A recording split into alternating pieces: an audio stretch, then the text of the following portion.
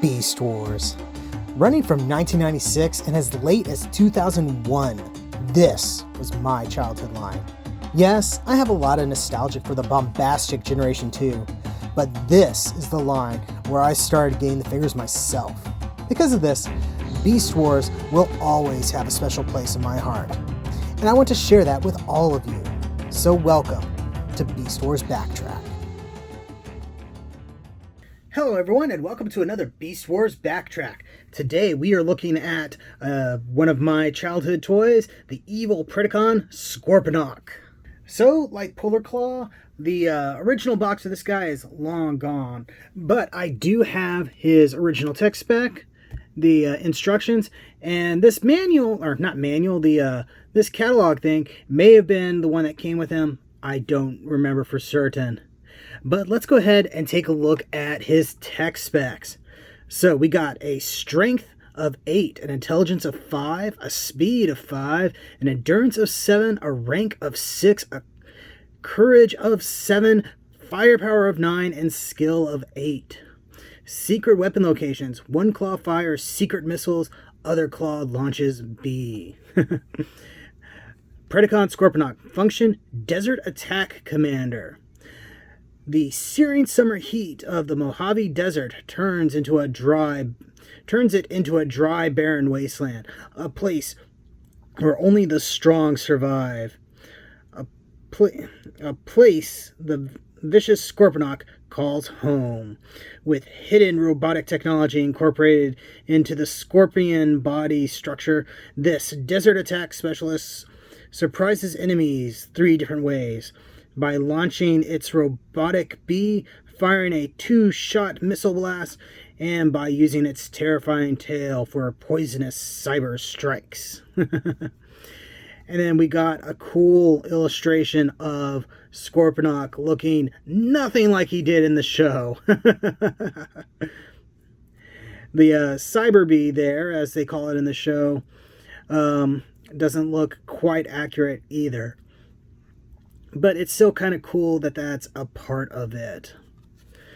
So, instructions here, basically the same size as the ones for Scorponok, and use the same basic sort of Illustrator CAD file things. And instead of green, we got purple for the accent colors. And I miss these style of instructions because they're actually pretty easy to read. I don't know why they drifted away from just using a plain white background. It just would make things so much easier, but that's neither here nor there. For those of you who haven't seen my Polar Claw video, which, why? I put out content, it's nice. Let's take a quick look at the Beast Wars section of this catalog. But if you guys want to see more of this thing, comment in the comments below and tell me that you want to see this stuff. Come on. Why can't I find it? There's a Beast Wars section in here, I promise you. G.I. Joe. Here we go. And so we got the basic collection here, including the Comic 2-pack with the original versions of Megatron and Primal, Pterosaur, Razor Beast, Rat Trap, Iguanus, Dinobot, Tarantulas, Waspinator, Cheetor over for the deluxe, and then the Mega Beast collection with Scorponok and Polar Claw. I used to love going over these things as a kid. I know I often kept a copy of them like tucked away next to my bed, so I would look over them at night. But that's enough of that. Let's go ahead and take a look at the actual toy. Alright, so here is Scorponok in his scorpion form. And yes, he is all black and red with a little bit of blue in the toy form, which is absolutely not what he looked like in the show. In the show, he was mostly gray. But I guess they thought that didn't make for a good toy, or it was a last minute change or something like that. There's no telling with the way the production for cartoon and toys went during this time frame. I will point out now, the original firing mechanism for my Scorponok is damaged. The little part here that would actually hold on to things long gone. So I'm using an old rubber band thing here to hold it on, and that's probably going to fall apart by the end of this video. But you can just barely make out the Cyber Bee in there. I'm also not 100% certain where his missiles are. I know I have them. It's just I put them all in a box with a bunch of other missiles, and I didn't have time to sort of sort through all that. But I assure you, there were missiles that went in here. One cool feature he has in here is if you move this lever, you can strike down and you can position the tail a little bit better to strike at your enemies. You can even move the scorpion legs a little bit if you want. Maybe if you want to try to get them off the ground a little bit. But that's mainly there for transformation. You can also move the arms around quite a bit, all things considered. So he actually has fairly decent articulation in his beast mode, which is a bit of a rarity. Though most of it is because these are his robot arms, and this is here for transformation. But speaking of transformation, let's go ahead and get this guy in shape. So we're going to start off by, come on, we're going to pop his legs down. You see he's got pegs right here that fit into holes right there, provided you can see it. This guy is black and he's just absorbing any and all light. Then we're going to kind of flip things around. There is his robot mode head, which we're going to get into why that looks so weird. We're going to connect this post into that hole.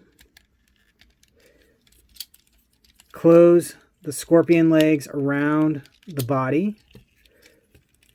Then we open up his feet. So the scorpion head becomes basically some heel spurs, and he's got some toes. And just position the arms back down. And you can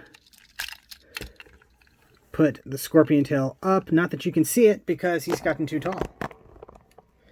In fact, he's not even going to really fit in frame like that. But you're going to want the tail up because if you have it down, he starts getting too back heavy. Unless you like do something like this and use it as a tripod. But even then, I ain't going to do much for you.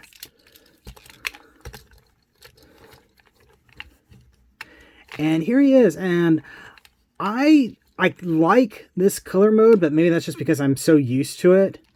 Though it would have been nice to have him in his original, or his actual show colors. And sculpt-wise, he doesn't look too far off from how he does in the show. The head is very different, though, but that's because, like all, or almost all, I should say, Beast Wars toys of this era, he's got two faces. And this one really feels like a sort of battle mask thing. Because when you open it up, there he is, shouting at you. But this looks very much like he does in the show. Like, it is very, very accurate. You got the sort of yellowish gold visor thing, the pale sort of white or silver color for the robot face, this silver color for the helmet. It is very accurate to the show. This, not so much, but it looks really freaking cool, so I kind of let it pass. You still can use the tail strike feature in this, but with it being kind of over his head, it doesn't do quite as much. And yeah, his ball joints have gotten very loose along with his knees. I guess this is as good a time as any to talk about articulation.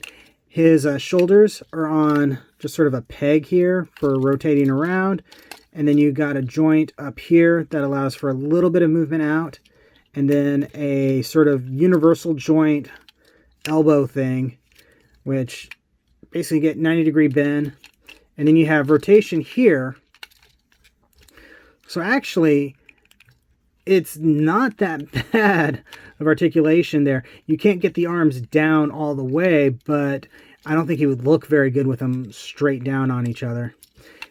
no raced articulation. His hips are ball sockets. You can kick up and back. His knees can bend a little less than 90 degrees.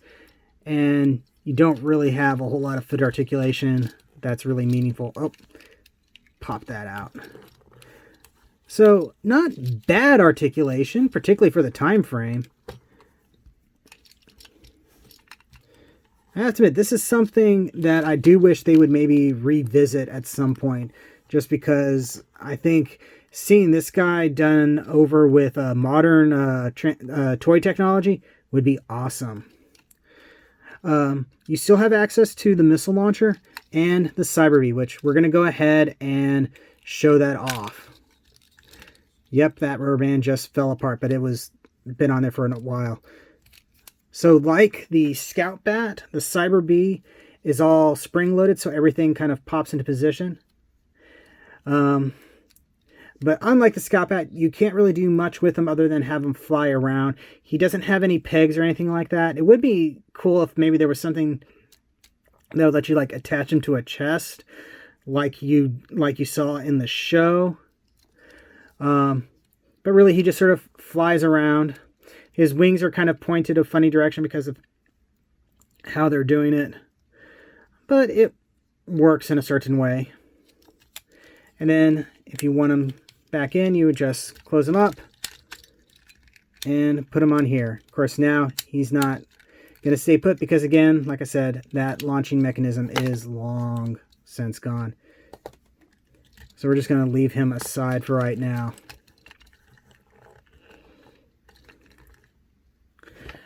Comparison-wise, here he is next to his wave mate, Polar Claw. And you can see that most of his height goes into his tail. Can I get you to stand? Are you gonna stand? You gonna be good? Maybe. So yeah. So he stands taller if you take the tail into account, but really, this guy just sort of towers over him, which, you know, I think I'm okay with. Then here he is next to a basic class Transformer, Snapper, and deluxe class Tigatron. And if you want something a little bit more contemporary, here he is next to the Siege deluxe class Ironhide. And here he is next to Siege Voyager class Springer. And the Voyager class, I think, is kind of the closest equivalent we got to the old Mega class nowadays. The things get kind of murky when you start trying to compare size classes across the ages, particularly since size names change over different toy lines, and some even get reused, but for different sizes. It's a weird thing. And for my Gunpla people, here he is next to an HG class. This is the 1/144 scale, age 1 normal. So, yeah. So overall, he's a fun figure. Not as cool as Polar Claw, I think. And I think maybe part of that is just because mine got busted fairly early on in life. Even when this thing was still around, it just didn't hold very well. Either the spring was too powerful or the clip was already getting damaged. But, so I imagine finding a 100% complete Scorponok that isn't busted might be a difficult thing to do. But he is a member of the show cast, so you may want to track him down just for that if you're interested in that kind of stuff. So, give him a tentative recommendation, if you will. Anyway, that's been a review. Thank you very much for watching. Don't forget to like, share, comment, all that fun YouTube stuff. Check the description below for links to my storefront where you can get official Shelf Space t-shirts and more. And yeah, thank you again, and I'll see you the next time you invade my shelf space.